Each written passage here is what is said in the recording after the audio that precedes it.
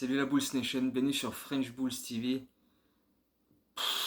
Ouah, c'est l'hécatombe absolue en ce moment du côté des Bulls, puisqu'hier on a appris que Alize Johnson était le 10e joueur à entrer dans le protocole Covid.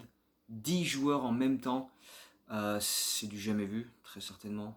C'est invraisemblable. On en a eu euh, tous les jours des nouveaux là sur les 4-5 derniers jours.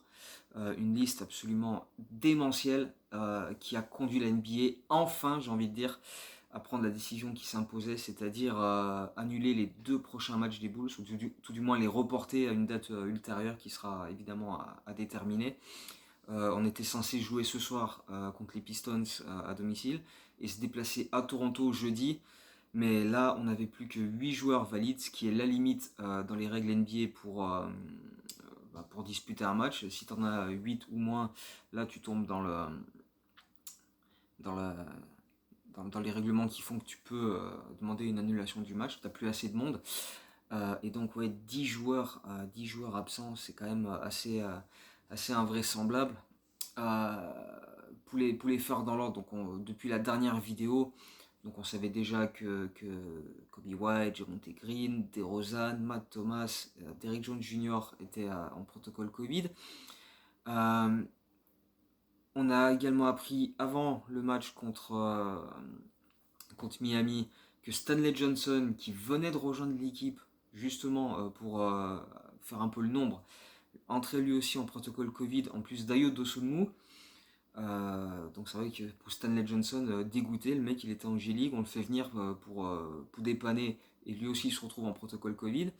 On fait ce match à Miami. Le lendemain, donc dimanche, Zach LaVine et Troy Brown entrent également dans le protocole Covid.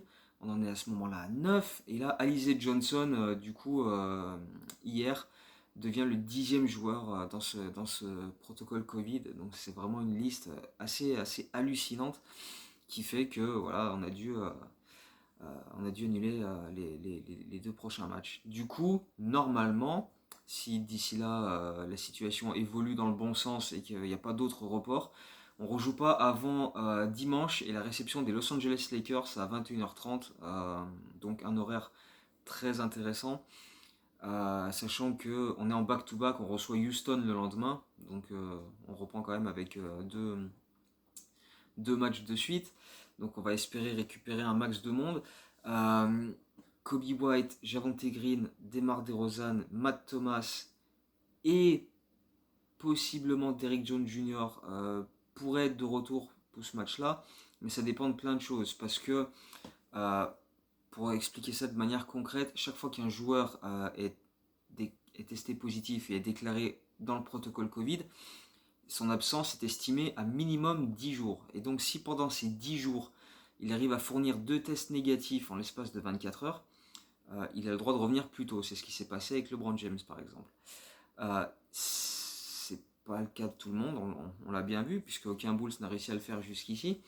Au bout des 10 jours, une fois que ces 10 jours sont terminés, euh, le joueur n'a plus qu'à fournir un test négatif. Et si c'est le cas, il est autorisé à reprendre les entraînements. Mais il y a aussi toute une série de tests qui sont faits sur quel niveau de santé il a, est-ce que le fait qu'il ait eu le Covid a laissé des séquelles en termes de respiration, etc. Donc il y a des tests. Et ensuite, il est autorisé à reprendre les entraînements. Et à ce moment-là, vu qu'il n'a rien fait pendant 10 jours ou très peu, il faut qu'il retrouve un certain rythme, qu'il enchaîne un petit peu. Et donc même si Kobe White ou Javonte Green avaient été autorisés à reprendre des entraînements et que les matchs contre Détroit et Toronto avaient bien eu lieu, White et Green auraient joué mais sans avoir eu le moindre entraînement, en étant complètement hors de forme, etc.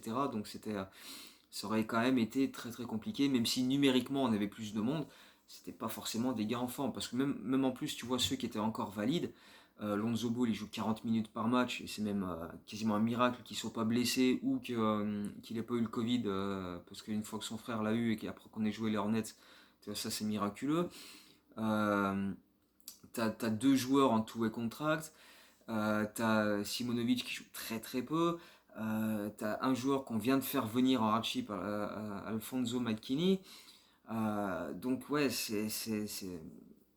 même les 8 joueurs qu'on avait de valides, c'était pas, regarde, il n'y avait pas de gros monde quoi. C'était pas des gros noms, c'était pas les joueurs majeurs du roster. Et en plus, Vucevic passe une période absolument dégueulasse en ce moment. Donc ouais, je pense que ça va faire du bien à tout le monde cette coupure au final.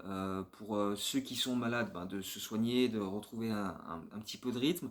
Ceux qui enchaînaient les longues minutes et les matchs, ben, pour souffler un peu. Ouais, ça va faire du bien à beaucoup de monde. Et voilà, on va espérer maintenant que. Mais c'est quand même un petit peu utopique. On va espérer que la série de joueurs testés positifs s'arrête, qu'il n'y en ait pas encore plus au fil des jours, et que bah voilà, on puisse quand même en récupérer quelques-uns petit à petit, quoi. On va suivre cette évolution-là. Comme je disais, White, Green, DeRozan, peut-être pour la réception des Lakers, mais voilà, ça dépendra, comme je l'expliquais, de leur évolution à chacun concernant la maladie, à quel point ils ont été affectés par ça, s'ils sont dans quel état de forme ils sont une fois qu'ils reprennent les entraînements, combien de minutes ils peuvent jouer, surtout que comme je l'ai dit, on revient sur un back-to-back, donc voilà, on va observer et suivre tout ça dans les prochains jours, mais franchement, c'est catastrophique. C'est catastrophique ce qui nous arrive. Encore, encore plus quand, comme on le disait dans les dernières vidéos, on arrivait sur une période du calendrier qui était quand même plus tranquille. On n'avait pas trop de back-to-back ou de matchs tous les 2 jours. On avait plus de périodes pour souffler et pour profiter voilà, d'entraînement pour voilà, régler des petits trucs qui avaient encore à régler, défensivement, offensivement, voilà, faire un petit peu des ajustements. On n'aura absolument rien pu faire de tout ça. On peut même pas faire de 5 contre 5 aux entraînements, on n'a même pas assez de monde pour ça, donc c'est vraiment très laborieux en ce moment du côté des Bulls, dans un petit peu dans un petit peu tous les secteurs. Euh, on peut revenir vite fait sur ce match du Heat, mais est-ce qu'il y a vraiment besoin de le faire? Il n'y a pas eu de match tout simplement.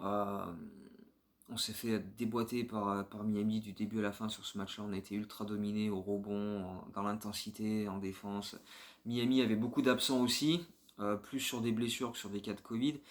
Mais ça les a pas empêchés, eux, d'être plus prêts pour ce match-là, plus déterminés, plus combatifs. Et d'entrée de jeu, ils ont été beaucoup plus agressifs. C'est eux qui ont pris le contrôle du match. Et nous, bah, on a fait la course derrière en faisant semblant un petit peu. Mais enfin, voilà, on n'a jamais vraiment été en mesure de répondre dans ce match. Je crois qu'ils nous ont mis 11 paniers à 3 points dès le premier quart-temps.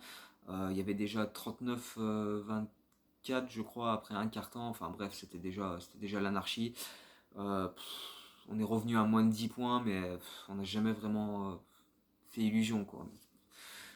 Avec, ouais, on peut revenir sur ça. Encore une fois, un Vucevic qui a été extrêmement maladroit, extrêmement frustré et frustrant, qui a raté énormément de choses très simples, qu'il a l'habitude de mettre, qu'il a mis toute sa carrière. Et plus le match avançait, plus il loupait des shoots et plus il précipitait ses possessions suivantes pour essayer absolument de marquer le plus vite possible, pour voir le ballon passer dans le panier et retrouver un peu de confiance.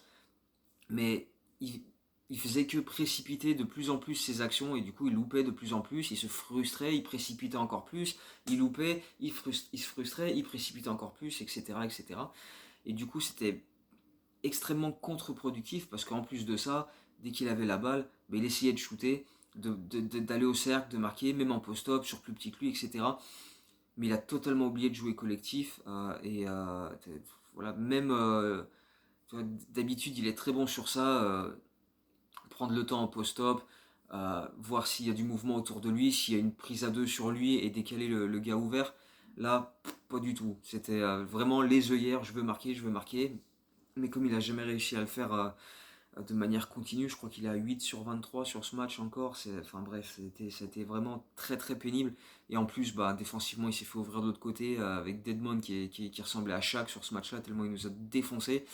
Euh, donc ouais, c'était vraiment laborieux de la part de Vucevic. Et ouais, espérons qu'il il arrive à retrouver sa confiance prochainement avec, tu vois, débuter le match par 3-4 paniers, 2-3 passes. Juste ne pas essayer systématiquement de scorer, prendre le temps, regarder ce qui se passe autour. S'il y a du mouvement et un mec qui va au cercle, fais-lui la passe. Si tu post-up et qu'il y a un mec qui vient faire une aide, ça laisse un gars ouvert, hop, tu ressors la balle. Je pense que ça aussi, c'est des trucs qui peuvent le mettre en confiance. Si tu débutes le match par 2-3 passes décisives et pas forcément 2-3 shoots, ça peut aider aussi. Mais c'est clair que là, entre tous les absents qu'on a, plus Vucevic, qui est un des rares qui tient debout, mais qui n'arrive pas à enchaîner les paniers, bah, tu peux rien faire. Tu peux absolument rien faire, quoi. Donc voilà. Euh, Lonzo Ball a été bon. Zach LaVine est un des joueurs qui a vraiment haussé son niveau sur les derniers matchs pour essayer de combler ce qu'il pouvait combler. Il a encore été très très bon à Miami, euh, avec beaucoup de shoots forcés, des shoots en isolation. Mais le problème, c'est que voilà, il y a tellement de, de, de nouveaux line-up avec des joueurs qui n'ont pas trop l'habitude d'être sur le parquet, avec genre Dodson, voilà, Tyler Cook, etc.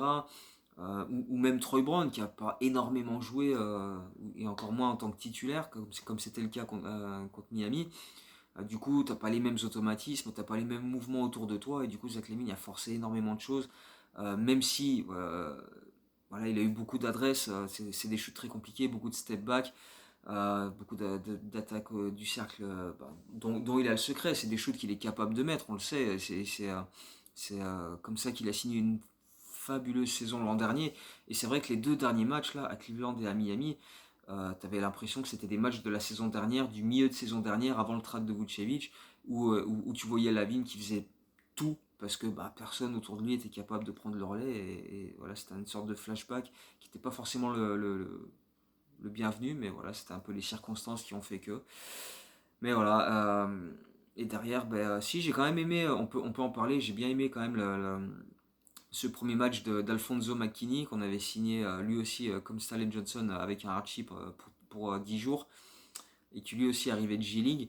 Ouais, je l'ai trouvé plutôt énergique, défensivement plutôt correct aussi, avec des bonnes aides, des anticipations, même en 1 contre 1 assez solide pour tenir son gars. Donc c'était assez plaisant comme première de sa part. Il a quand même joué 30 minutes, donc c'est dire le bordel. Mais c'était plutôt intéressant. Donc si on. Du coup, je sais pas si on va le revoir parce que quand on va affronter les Lakers, ça va être je crois que ça va faire pile 10 jours, donc ouais, il va peut-être pouvoir jouer ce match-là, être dans le groupe en tout cas, et puis après on va voir si on lui file un deuxième contrat de 10 jours, vu qu'on aura encore plein de joueurs en protocole Covid derrière. C'est pas impossible qu'on lui en signe un deuxième, donc j'aimerais bien quand même le voir sur 1 ou 2 matchs comme ça, avec quelques minutes, avec la balle en main, pour voir ce qu'il est capable de faire, parce que je trouve que c'est intéressant.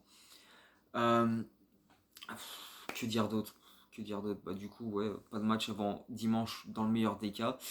Euh, ouais, comme je disais, ça va être l'occasion pour ceux qui ont pas mal joué dernièrement de souffler un peu. Mais je trouve qu'il y a quand même tu vois, des mecs comme Simonovic, comme Alizé Johnson, qui, malgré tout ça, n'arrivaient pas à entrer dans la rotation, jouaient 3, 4, 5 minutes en toute fin de match quand c'était mort. Et c'est quand même assez inquiétant pour eux, parce que même si c'est pas les joueurs dont tu attends qui jouent énormément, même là comme ça, avec une hécatombe pareille, ne pas les voir longtemps et régulièrement sur le parquet, ils doivent se dire putain, mais qu'est-ce qu'il faut que je fasse, quoi, parce que là c'est quand même vraiment vraiment laborieux, donc voilà, on va suivre ça. Bon, maintenant du coup Alice Johnson est en protocole Covid aussi, donc on va pas le revoir de sitôt. Euh, à suivre, mais c'est vrai que c'est pénible. Euh, on va passer au quiz tout de suite parce que au final il n'y a pas grand chose de plus à développer, hein. On a expliqué le Covid, la situation de chaque joueur, etc. Si on peut quand même revenir sur les vaccins, on savait que tous les joueurs des Bulls avaient eu leurs 2 vaccins, leurs 2 doses, et Vucevic a dit après le match contre Miami que une bonne partie du roster avait reçu leur booster, donc ou vont l'avoir prochainement. Donc ouais, à ce niveau-là, voilà, on essaie de prendre le maximum de protection. Ce qu'il faut dire aussi, c'est vrai que ouais, j'ai pas pensé tout à l'heure. Ce qu'il faut dire aussi, c'est que quand il y a eu Kobe White qui a été testé positif, c'était le deuxième joueur des Bulls à l'être depuis le début de saison, vu que Vucevic l'a été bien avant. Et ça a modifié pas mal de choses au niveau des Bulls, puisque les règles dans la NBA font que voilà, il fallait augmenter le nombre de tests. Et forcément, plus tu fais des tests, plus tu vas trouver des cas positifs, même si les joueurs ne présentent pas de symptômes, des joueurs asymptomatiques. Et c'est comme ça que plein de joueurs l'ont été, sans forcément être particulièrement malades, mais comme ils présentaient pas de symptômes, mais qu'ils avaient quand même le Covid, eh ben, ils ont été testés positifs et donc bah, ça a permis de les déceler. Mais si il n'y avait pas eu Kobe White testé positif au départ, il n'y aurait pas eu autant de tests et on n'aurait peut-être pas décelé autant de joueurs à mettre en protocole Covid par la suite. Donc c'est toujours un petit peu l'effet boule de neige qui est un petit peu particulier dans ces cas-là. Et c'est vrai qu'en ce moment, un petit peu partout dans les autres sports US, c'est en train de partir en vrille. Il y a plein de joueurs en NFL, en NHL, ça part un petit peu dans tous les sens. Là, il y a des cas de Covid un peu partout. Il y a des matchs annulés en hockey sur glace, etc. Donc c'est vraiment en train de partir en vrille. Mais bref, voilà, on va espérer maintenant que avec le repos des prochains jours, on puisse retrouver une situation relativement normale et qu'on puisse bah, voilà, reprendre les matchs et récupérer un maximum de joueurs d'ici dimanche. Donc oui, le quiz, pardon, les tests. On a tellement fait des tests, que ce soit que ce soit pour le Covid ou pour nous en début de saison, à chaque fois on disait les matchs c'était un test. Bref, c'est la fatigue. Le quiz, donc, on parlait dans la dernière vidéo de Stanley Johnson qui est arrivé en contrat de 10 jours. Et on se demandait quel était son record en carrière. Enfin non, on disait que c'était un record qu'il avait fait de 35 points la saison dernière. Face à qui? C'était évidemment face à nous, l'enfoiré. Il nous avait mis 35 points dans un match de fin de saison qui comptait pas particulièrement. Mais enfin bref. C'était donc son record en carrière, 35 points pour Stanley Johnson. Et cette fois-ci, le quiz c'est à l'heure actuelle, donc mardi 14 décembre, combien de joueurs nés à Chicago font partie de l'effectif des Bulls? Voilà, ça commence à faire quelques-uns maintenant, vu qu'on en a signé un là dernièrement. Donc voilà, je sais pas vraiment quand sera la prochaine vidéo, si c'est après le back-to-back Lakers-Houston. Est-ce que si d'ici là on nous annonce que les matchs sont annulés, j'en referai vraiment une pour le dire, il n'y aura peut-être pas plus d'infos, on verra. On verra bien. En attendant, ben, je sais pas, on va essayer de faire quelque chose pour s'occuper. De toute façon, il y a les autres matchs de la ligue, mais en termes de contenu Bulls, peut-être essayer de faire un truc pour passer le temps. On verra bien. Mais bon, on se tiendra au courant avec Twitter, etc. Mais donc, vous, au moins, contrairement aux Bulls, en attendant les prochains matchs et les prochaines vidéos, etc., vous, au moins, portez-vous bien. Et puis, ben, voilà, on se retrouve dès qu'on a plus d'infos sur lesquelles vraiment revenir de manière détaillée. Donc, voilà, à très bientôt. Ciao, Go Bulls.